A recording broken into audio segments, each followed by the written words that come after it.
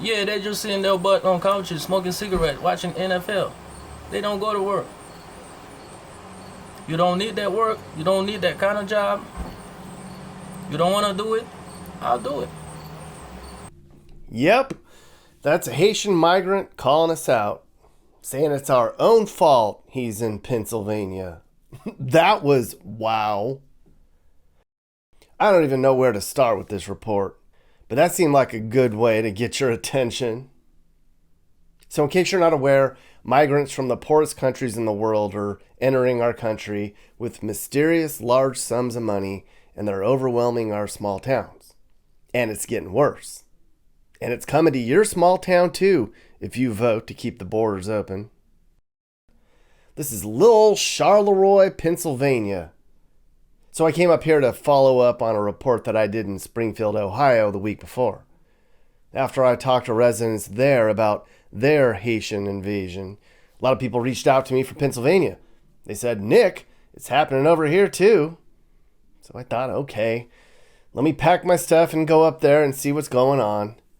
And what the damn hell, y'all? I think I stumbled into a future Netflix docu-series.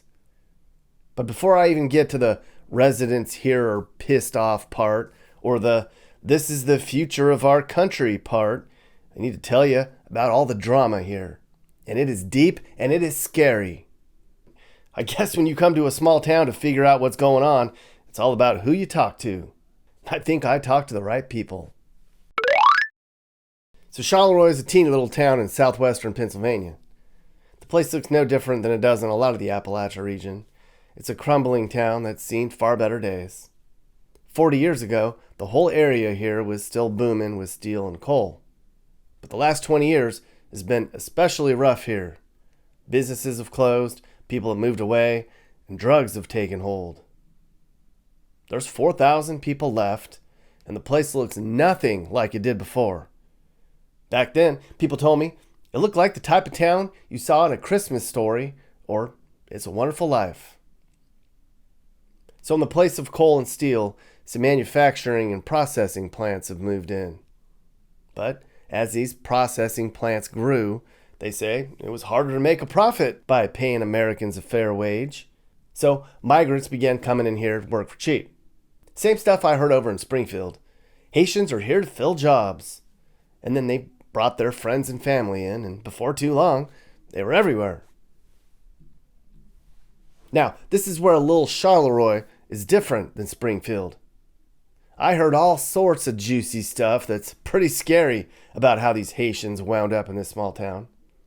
I heard about corruption, fake documents, nonprofits, human trafficking, slave labor, backdoor deals, look the other way, and organized crime, and I was like, what?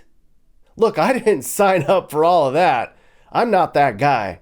I'm not a documentary filmmaker or an investigative reporter. Plus, I don't want a bullet in my head. So I'm not going down that road. I just came up here to talk about how a town's been changed by immigration and make another case that we need to close the border. That's all. But one thing everybody here agrees on is, one day, a few years ago, 3 big unmarked buses showed up in town filled with Haitians, all dressed nicely with matching luggage and money to spend, and they immediately went to work at a factory in town.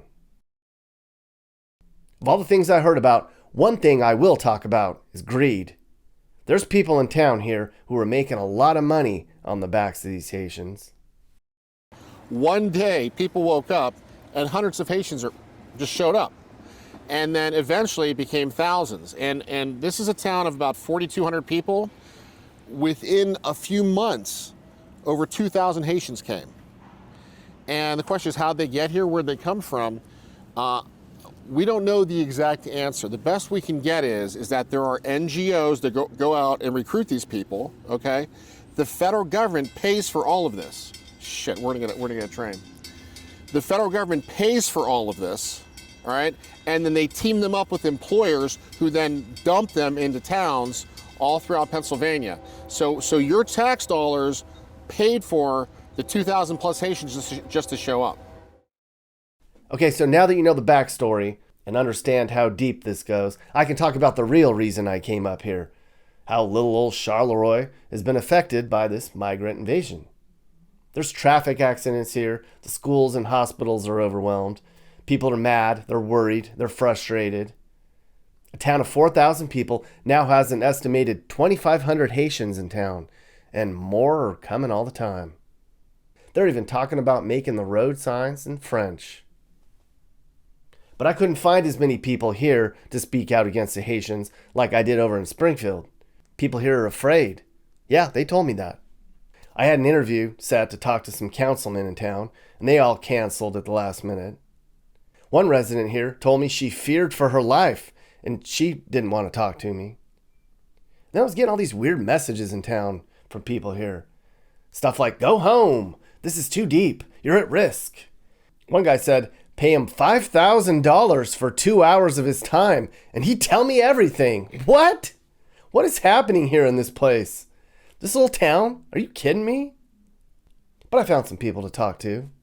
So we're sitting here with Kevin. Kevin, how do you feel about what's been going on in Charleroi with all the immigrants in town? It's a shame, man.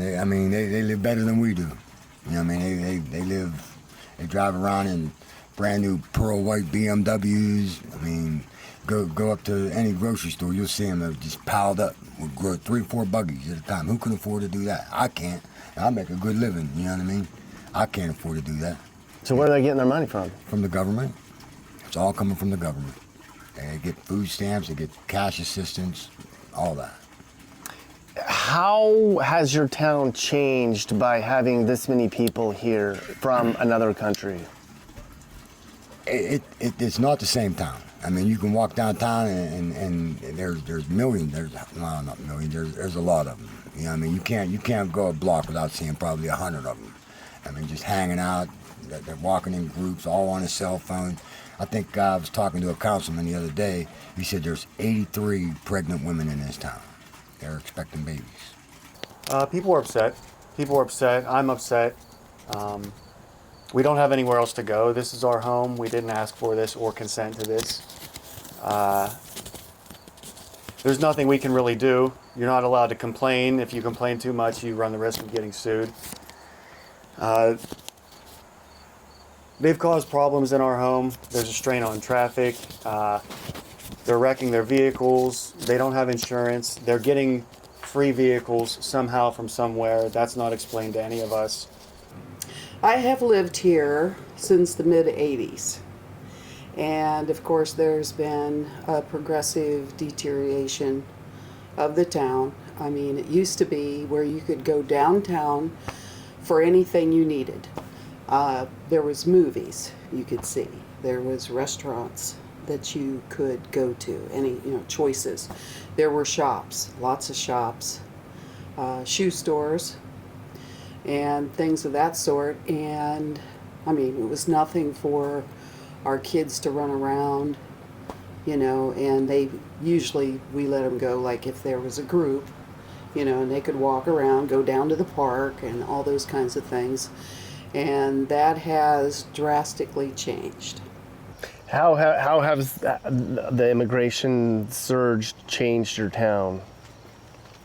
I think that every person that had the smallest amount of racism in them is booming out now.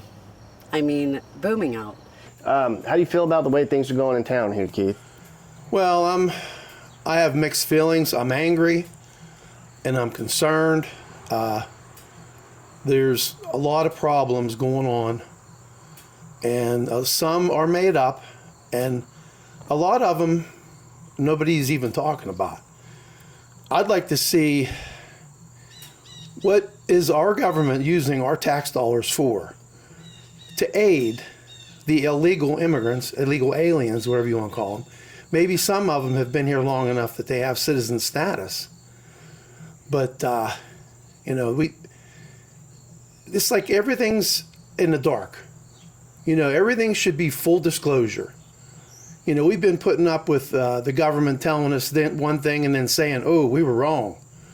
We were wrong about this, wrong about that. I won't get into things I want to talk about. But this all started in 2020. But the town there's too many people in town. I know one thing. The occupation for a house is way higher than the legal limit. The amount of accidents that have happened since this huge influx of the immigrants is unreal. I mean, how do you flip a car in the middle of town? How do you hit a pole on a 2-lane road? Absolutely 110%. The fire department is inundated, car accidents, whatever. We don't have the resources in town to have all these people. Why are they here? What's the reason? I don't know. Here's what I can tell you. And again, all I can do is speculate, and it's an educated speculation, an educated guess. One of the factory owners had an idea, and his idea was team up with the NGO, bring these people in, pay them we'll say $9 an hour, and maybe they get some kind of federal stipend. So the $9 an hour plus the federal stipend turns into a fairly decent lifestyle, especially if you're coming from Haiti, which I was asked by NBC yesterday, aren't you offended that Trump referred to Haiti as a shithole nation? And I said, Haiti is a disaster. I believe the leader of Haiti, his nickname is Barbecue, and it's not for a good reason, okay? Yes, the lifestyle can be very nice. Now what happens is they'll stay here, working at that. Eventually though, these people, they are industrious. They do work. It's not like they don't work. They then will go and try and get a job at Target. We have a Target close by our Walmart, and the Target actually pays well. And so the worry then is, I'm losing a worker to Target or Walmart, and they bring more up. As far as swinging the vote goes, I don't know the answer to that. What I can tell you is that this was a Democratic county for the last 60, 75 years, all right? 8 years ago, for the first time ever, we won the county, us Republicans. And I was one of the people that helped engineer that victory. Now we are at plus, I want to say 15,000. The Democrats will never control Washington County ever again. Now, if you legalize the Haitians, they're still not going to overcome that 15,000 vote margin. The question, though, is do the Democrats really care about the county or do they care about the state? What I honestly think is that if you want my honest opinion about how it really works, again, I don't know this. This is just a speculation. I think when they come across the border, they get Obama phones. And I think the Obama phones give them instructions. You have to go here, you have to go there, you have to register here, you have to register there. And I think there is a plan. And I think the ultimate plan is dump these people into swing states, and eventually they'll get legalized or whatever else. And eventually, it's a mathematical formula that they have. But if they can control enough swing states, and again, it's not necessarily if they vote or not, it's about these fraudulent voting models that are created. And again, Philadelphia is the key to it. Is there a scenario in Philadelphia that they can create in order to say that they have enough votes? So Trump's up 75,000 votes on election night. Can they come up with a number in Philadelphia? 100%, 101%, 102%. Okay, Trump loses 90-10, 91-9, 92-8. They will play with the numbers, and that's why they needed more time the last time. They needed more time because they thought they were going to win, and Trump had an overwhelming victory. So they had to come up with numbers, and then those numbers get presented. Now this was pretty interesting. So in town is Queen's Market. It's run by a woman from Liberia. I went in to ask the owner how she felt about the way the immigrants have been treated. And boy, was this a treat. This is the third time. They don't talk to me, then they don't talk to me. Oh, Staffy, what do you know? Are a lot of the immigrants going to vote? That I don't think so, because they do have a work permit only or something like that. And of course, you can vote with work permit. You vote with citizenship. Mm-hmm. I'm curious, are you going to vote? Yes, and I have been voting for quite a while, yeah. Who are you voting for this year? I am a Republican, and I will forever be a Republican. What is it about Republican that you like to vote for? We are strong people. We always go for what we want.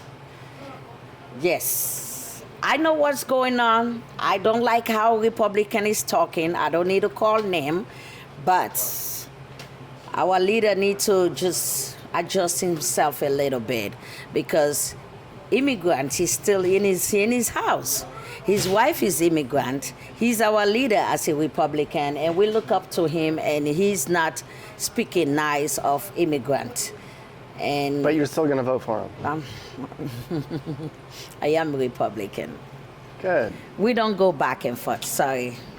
How are a lot of the other immigrants? Who are they going to vote for? Do you think? Well, here it used to be Republicans, for I know. So we all cheer. But as times go by, now they all start backsliding. But I won't backslide. I won't shake. I won't move. So now they're looking at what Democrats is talking about, offering them. So they want to go that side. But so they're looking at what the Democrats are going to offer them, yes. And they want to vote for them. Yes. Meaning money and. No, not money, but more of what the promises the politician normally gives. What promises are those? Should I go into it? Of course, you and I know. Oh, I will do this for you. Medical is this, schools and this and that. I'll make sure the taxes is this, And Democrats like to brainwash with the immigrant situations. And when immigrants hear that, even though they're not voting or they don't have the opportunity to vote, they will still want Democrats to win because they're speaking of what they want to hear. Why our own leader is not holding back, it's just, it's just talking. Keep quiet. You good man. You strong. You leader. America need a pants, not a panty. America needs a pants, not a panty. Yes. Good one. I like that. That should be a T-shirt. Well, thank you so much. Thank you. That was so nice. They are all over downtown. Folks here are right. We drove around for a couple days, and I get it on the whole they've taken over town stuff. People are intimidated to come down here, or just annoyed to come down here. I hear a lot of people don't feel comfortable being around in Charleroi like they used to. They don't. And it has nothing to do with the color of somebody's skin, where they're from. You know what I mean? It's just the way people act and the way the things they say and the way they stare, and it's just they make it very, very uncomfortable. It's a cultural thing. Maybe, yes. Are you shocked that these many immigrants showed up to your small town? In one town, yes. I could understand if it was spread apart, you know what I mean? Like I said, if you're a good person, you're a good person. Everybody deserves a chance. But I think when they bring so many people over, it just, you know what I mean? And put them in one spot where, you know what I mean? I hear people complain people don't know how to drive, and we don't know how to drive sometimes. So when, you know what I mean, you're giving driver's license to people that don't even understand English, it makes it kind of difficult, so. There is a lot of Trump stuff in Charleroi. It's kind of a blue-collar town. Man, these people are fired up. It's up and down all these streets. A lot of the reason people told me they don't like the Haitians here is because they're walking around with all these new clothes. They're driving brand new cars. They have shopping carts full of groceries. Where are they getting their money? Well, it's kind of an FU to the hardworking lower middle class here. People that have been here their whole lives. Look at this guy just zipping by in a brand new car that I wouldn't try to afford. I'd like to get a grant so I could open up a business. Hell yeah. Can I get one? Nah, I can't. But they're opening up businesses left and right, so where'd the money come from? Where does money come from? Yeah. I don't know. Where did it go? I don't know. I was hoping you could give me an answer. I don't know. 'cause I don't know does either. that trouble you then? That they're getting grant money to open businesses? It troubles me a little bit, yeah. I have a friend that he's South African. He's like, I can't get a grant. He goes, but I know somebody here that did, and they're on a 10-year visa. So what happens to that business in 10 years? Mm-hmm. What are you actually bringing to town that is going to sustain the town? Mm-hmm. Nothing after 10 years. Mm-hmm. I know that people say, well, they can't vote in the election, this and that. Well, I've heard things, and I don't know for sure, but I'm pretty sure they're going to vote. You know, maybe we should organize a group to go to all the polling places and see who walks in there. But you have mail-in voting, which that's another crapshoot from years ago. Do you think that there's, how do you buy into the theory that there's a intentional invasion into swing states to change the vote? I don't know that they can vote.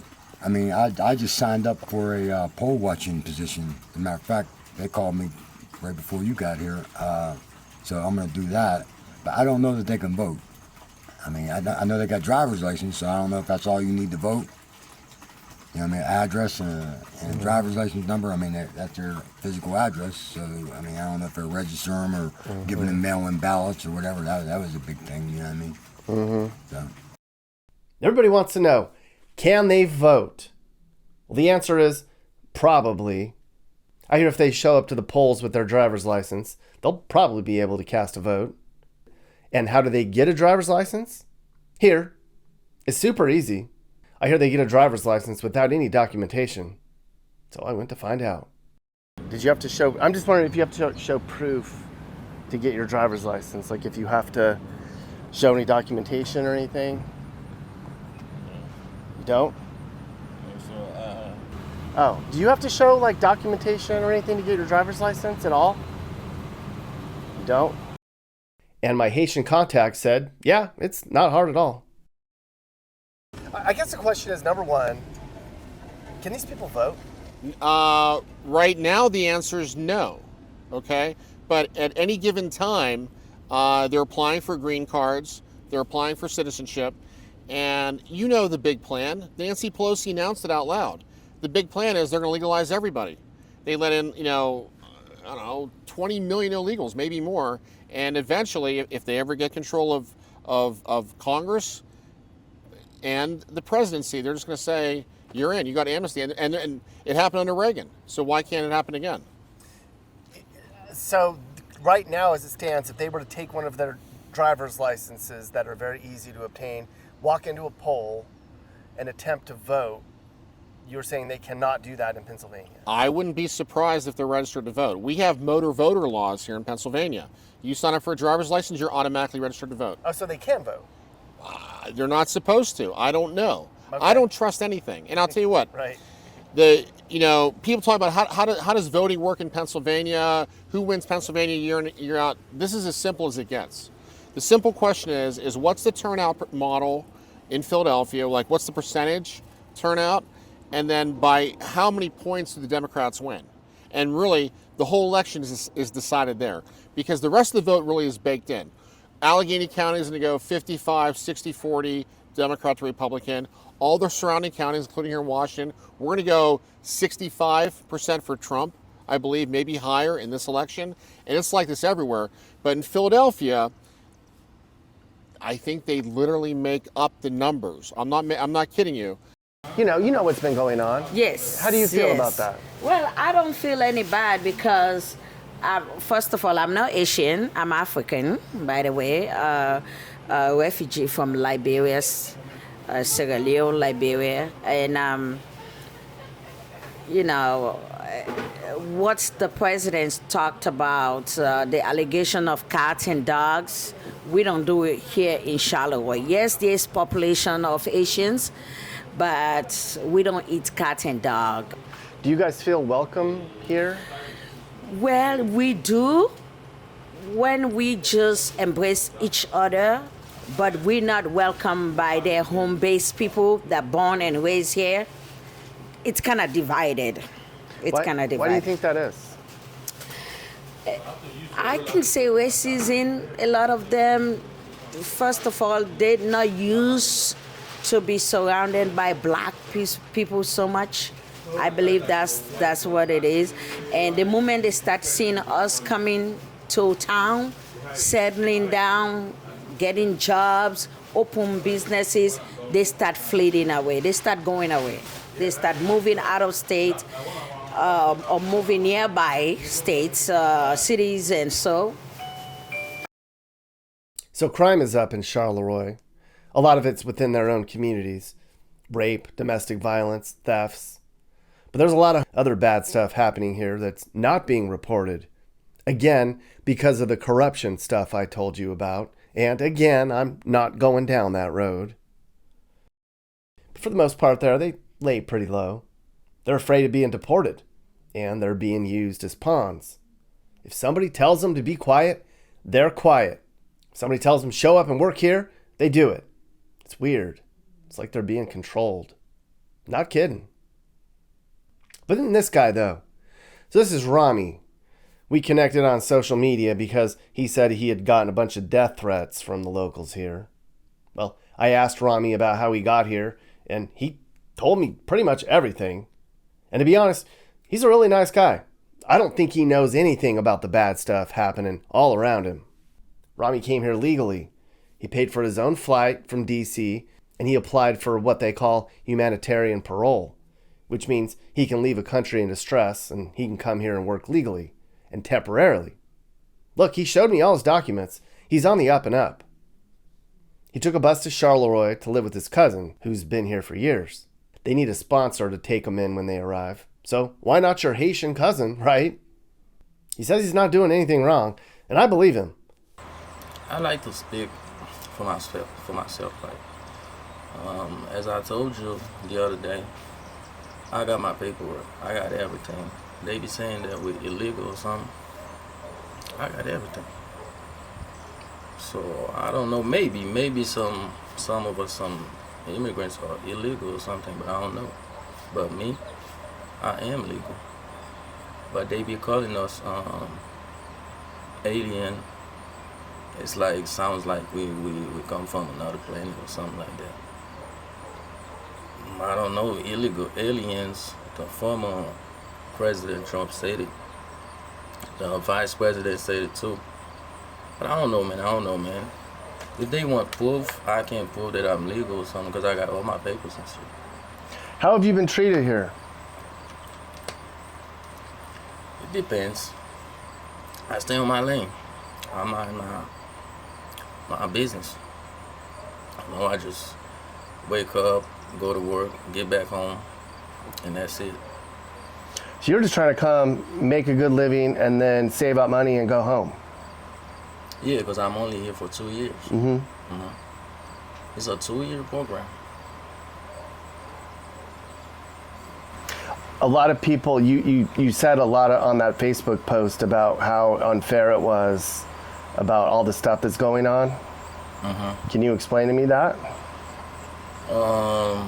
This some stuff that's going on online. Like if I be walking in the street, I don't feel threatened or something like that, but on the internet, they be saying all kind of stuff, all kind of stupid stuff. So, cause I watched a lot of videos about the situation right after the presidential debate, when President Trump came up with the dog, cat eating stuff. It's just not fair to me, because that's a lie. It's just a lie. And they be saying we buying cars, we getting like excessive amount of money on food stamps, EBT and stuff. Just a lie. We don't get that much. Of course, we get government assistance like food stamp. I did. $291 a month. and $195 cash. And I watched the video. I think you did this interview with that girl. She was talking about we getting like 29,000 on EBT cash. And I be laughing at that. If I had $29,000 right now, I would go back to my country. Yeah. They be saying we're buying like expensive cars, like brand new cars. This is my car right here. The white one? No, The Altima? the Altima. Okay. It's a 20. But are there people here that are getting a lot of money, Haitian people? Because a lot of people say they see them driving around in nice cars, nice clothes. Is that over? Everybody can get a car here, man. Yeah.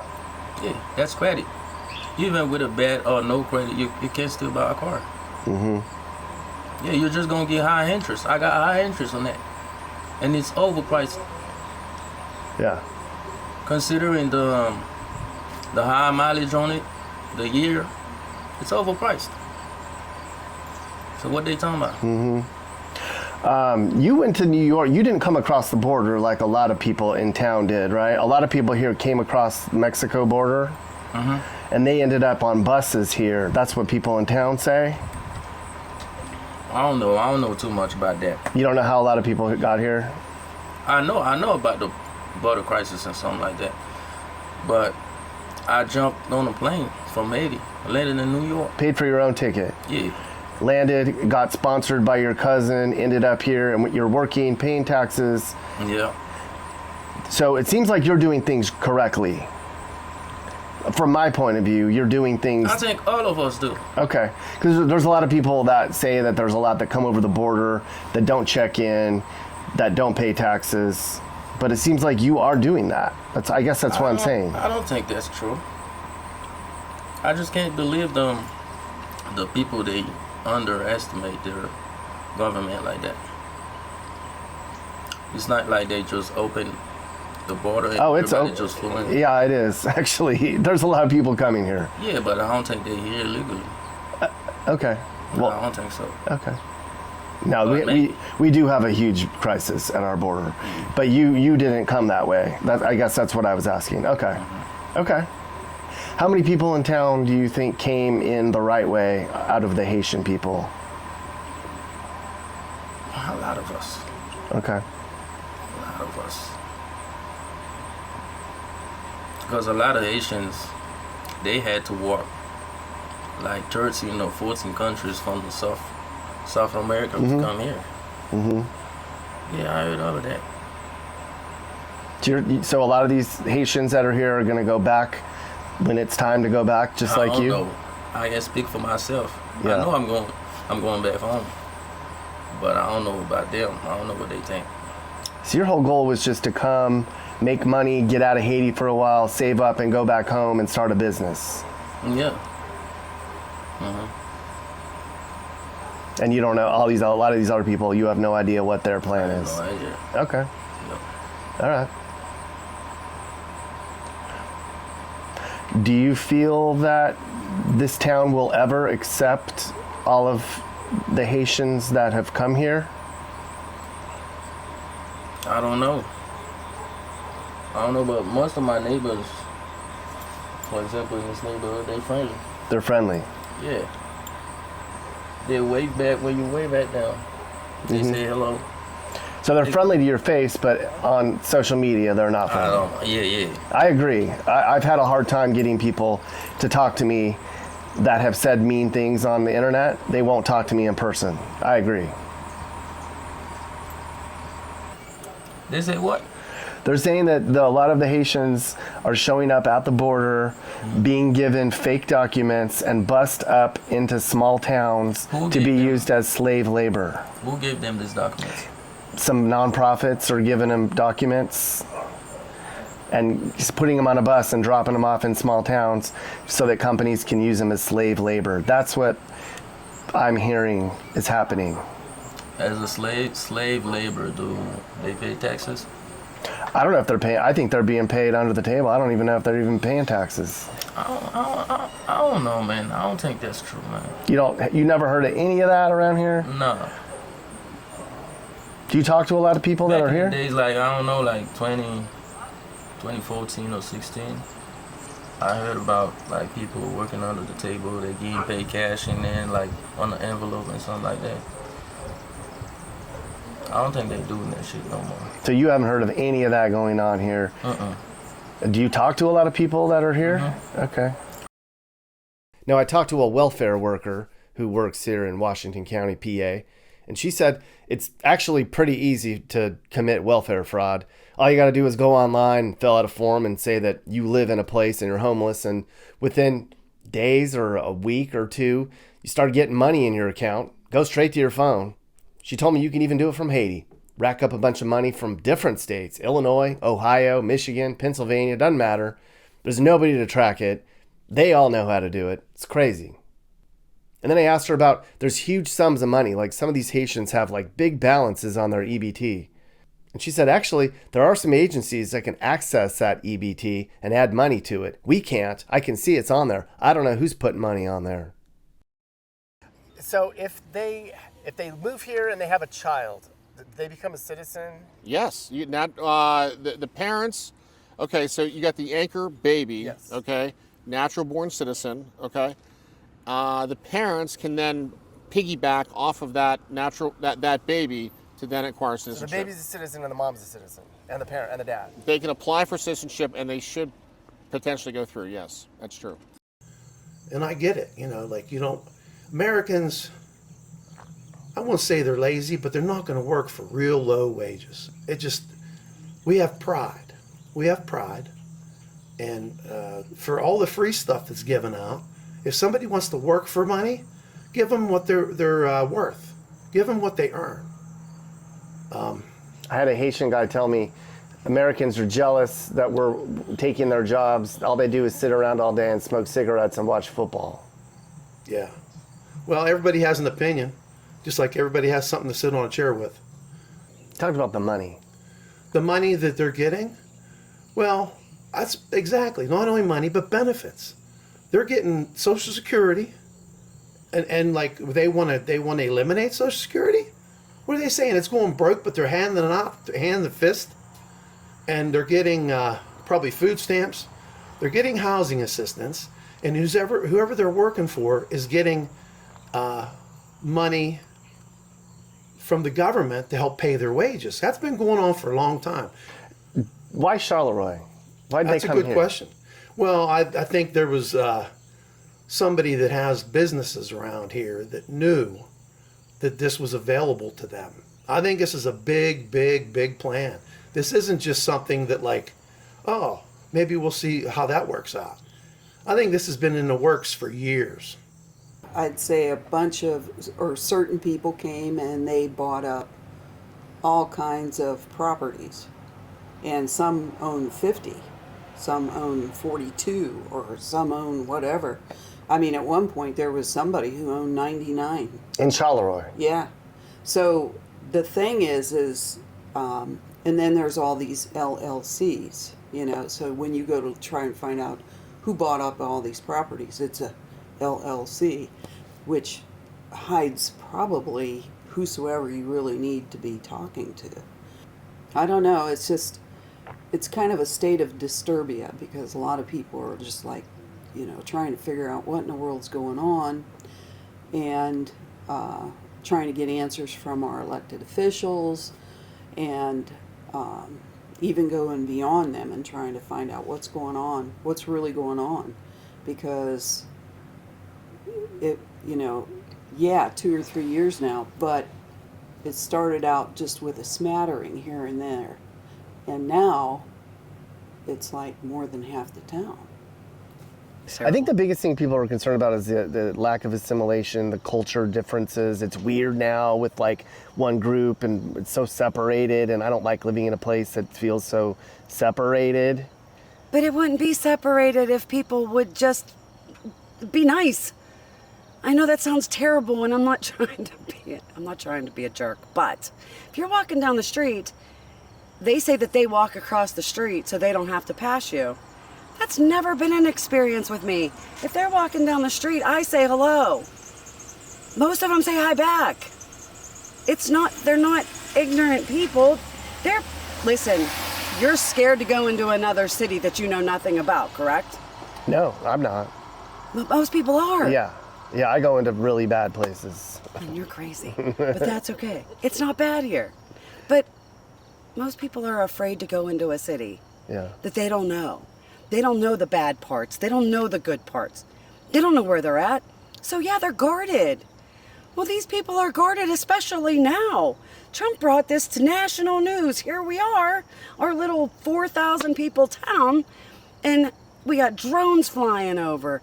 We have news stations here consistently.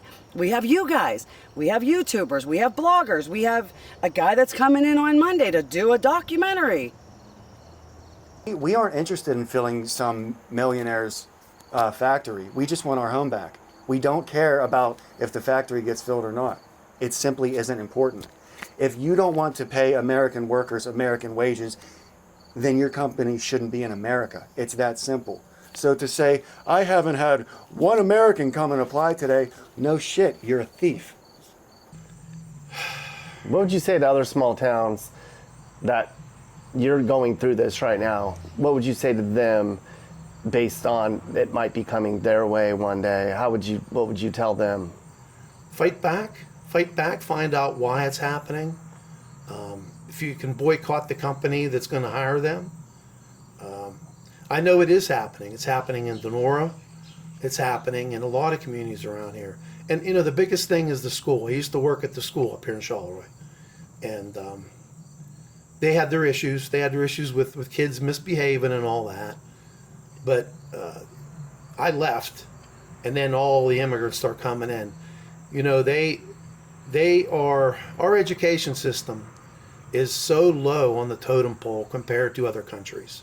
And this is just going to make it lower, because the kids up there now are not getting what they should be getting, because the other time and energy is spent on the people who don't speak English. I'm going to say probably about 3 years ago, you would see all over the telephone poles and everything like that, we buy houses, any condition, we buy houses. So they knew it was coming. Looking back at how things transpired, they knew it was coming, because all the houses are rented now. You can't rent a house in Charlotte. There's probably 7 of them living next to me right now. 7 in the house right behind you? 7 in the house, a 3-bedroom house. There's 7 living in that one. And the house next to it, there's a family just moved into that, but there was 5 different individuals living in that one. It's just overwhelming, you know what I mean? They don't speak a word of English. So our schools can't teach their kids. You know what I mean? It's just sad, man. If they're here, they're here. You know what I mean? But contribute. Do your part. Don't just get the handouts like they're getting. Now, people told me that 3 and 4 houses here were owner-occupied before, and now 3 and 4 are renter-occupied. They told me about seedy landlords that cram 10 or 20 people into a house, and there's 4 or 5 of those per block. And after all, think about it, these people are used to living in terrible conditions. They're not going to complain about it, right? Neighbors say it's just weird. There's big groups of people on the street. They stare at me. They linger. They're loud. It's intimidating. It's strange. And I just don't want that on my street. Now, there's a bunch of people in town that support this. One person here told me that she thinks about 1 in 3 people here in Charleroi, they don't mind the Haitians here. I mean, after all, the town was going to shit. And all these Haitians moved into the crumbling houses and opened up businesses downtown. And downtown hadn't seen any life for a long time. I saw some of that when I walked around. So there's definitely, this downtown has seen way better days. There's a lot of empty storefronts. And a lot of them are filled up with Haitian stuff, like everybody said. And I think a lot of people here are happy with that, because they're like, this whole downtown was empty. At least somebody's in the businesses. But then you have people that say, I don't want the Haitian stuff downtown. Because this is America, damn it.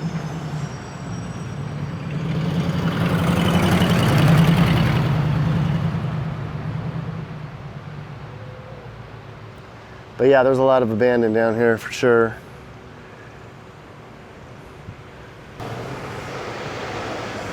I mean, it is super rough down here. And there's another van pulling up that everybody is always talking about. They're either picking up or dropping off. Let's see what happens here. Oh, he's turned the van off. So these are the vans that everybody's always talking about. The vans, they're moving them back and forth. They're everywhere. But yeah, you can see how really just absolutely wrecked this downtown is. This goes on for like 10 blocks, 20 blocks possibly, where you've got all these old businesses that nobody's in anymore, and then every now and then you have one open up, but it's just tough keeping a business open here. And so the Haitians come in and they open up businesses in downtown, and they've kind of taken over down here.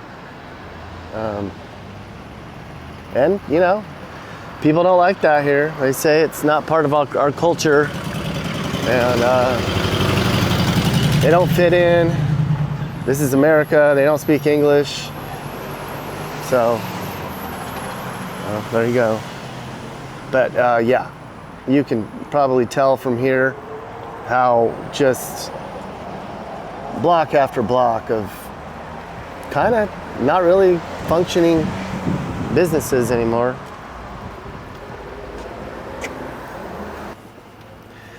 And I don't know if it's a culture thing. They do stare a lot, and it is intimidating. They drive by, they stare at you no matter what you're doing. I mean, I have a camera.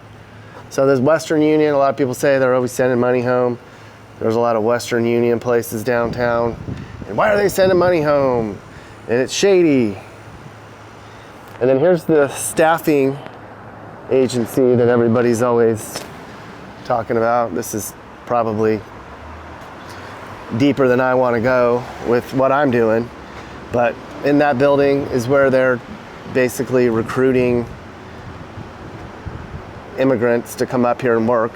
I think this is a big part of why people are frustrated, and a big part of the migration problem in our small communities is what's going on inside of there. But I'm not an investigative journalist nor a documentariist guy, so I'm not going to even go there, because I bet you there's a lot more to that than I want to know, and don't care. I'm here to talk about how this small town has been basically invaded, and the impact and what it all means for the future of our country. I don't really have a lot to really care about the why. That's somebody else's job. They're doing American jobs that the Americans don't want to do because maybe beneath them. That's my issue. Do we need to conform? No. That's like me going to a foreign country and expecting all of those people to conform to me. That's not right. You come here, you learn the culture, you conform to our culture. We shouldn't have to conform to yours. I think that it's great that they're doing all these businesses in town and they're doing all these other things. But, there's always a but. But, if you go to Rite Aid on payday, they're sending their money back to their family in Haiti. And I get that. It's a crappy country. They need the money. But how is that putting money back here? So I have a little angst against Trump for that. Like, talk about the real issue.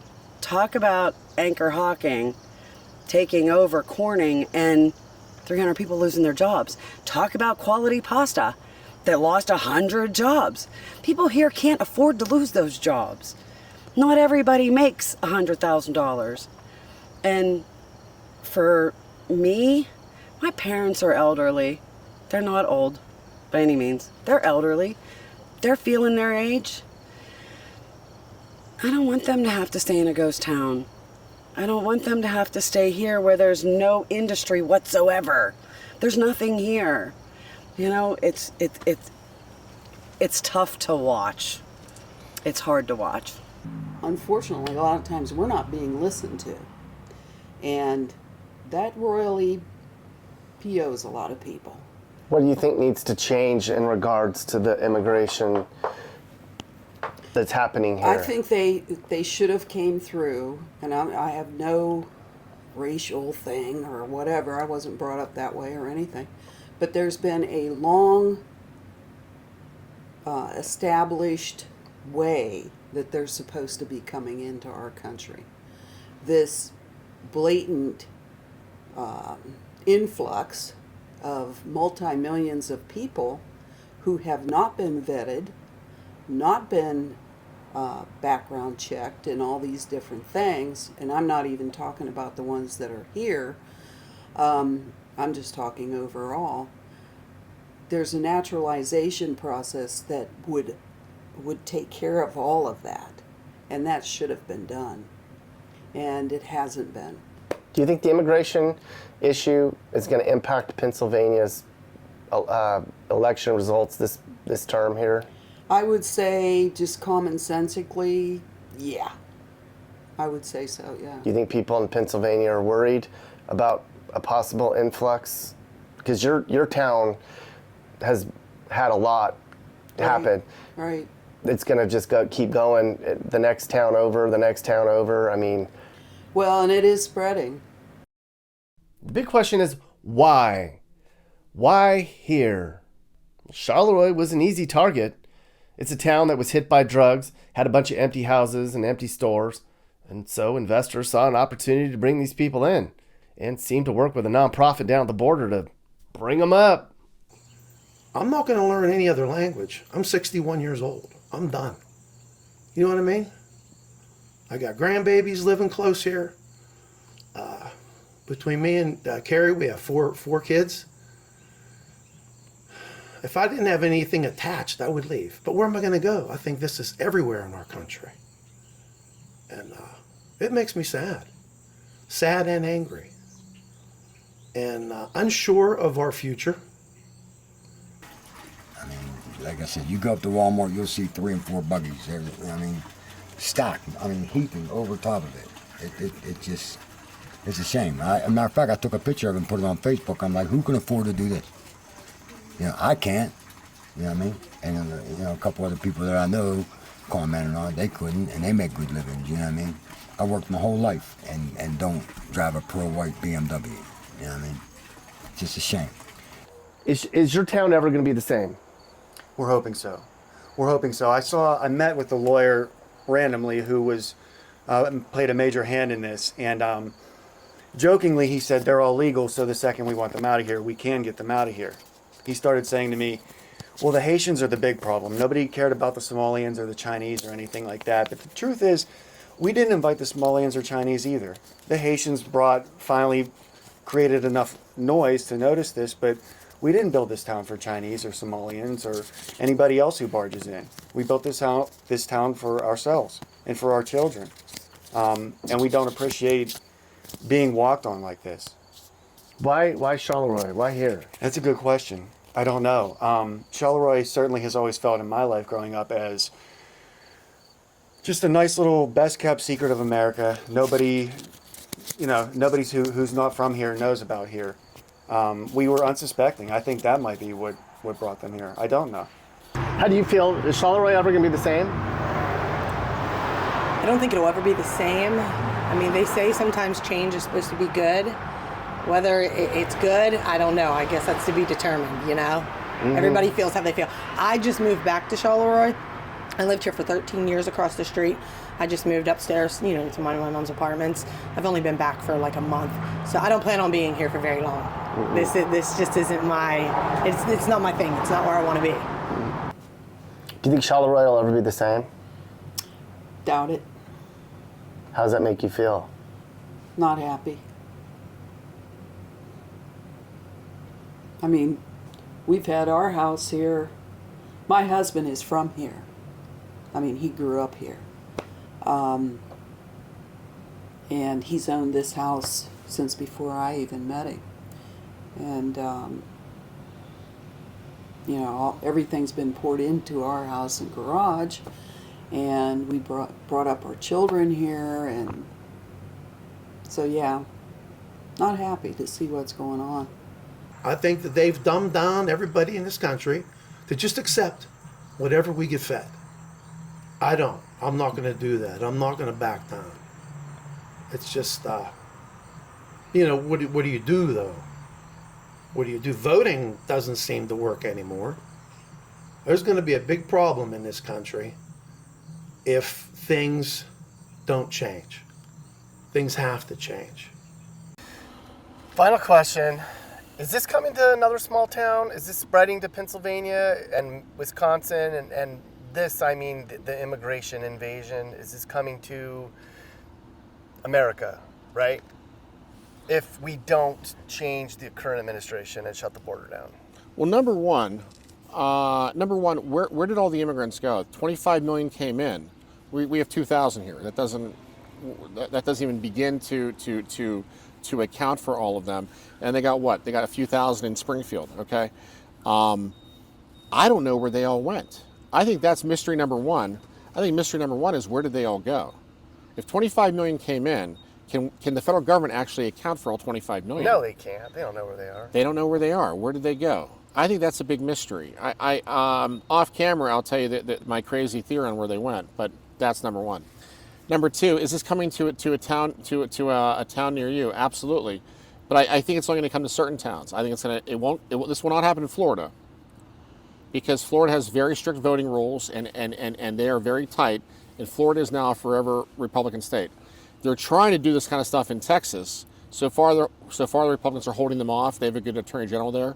But like swing states, Wisconsin, Pennsylvania, Georgia, Nevada, Arizona, Michigan. Yes, this is coming, and this is the model. The model is factories like this place that have been here for 115 years. They're closing down, and the federal government is just going to dump these people in. And again, I want to emphasize to your viewers, the Haitians, they actually have a decent reputation. As far as I told you, the police chief told us in multiple briefings that they are not committing crimes to, disproportionate to the native society.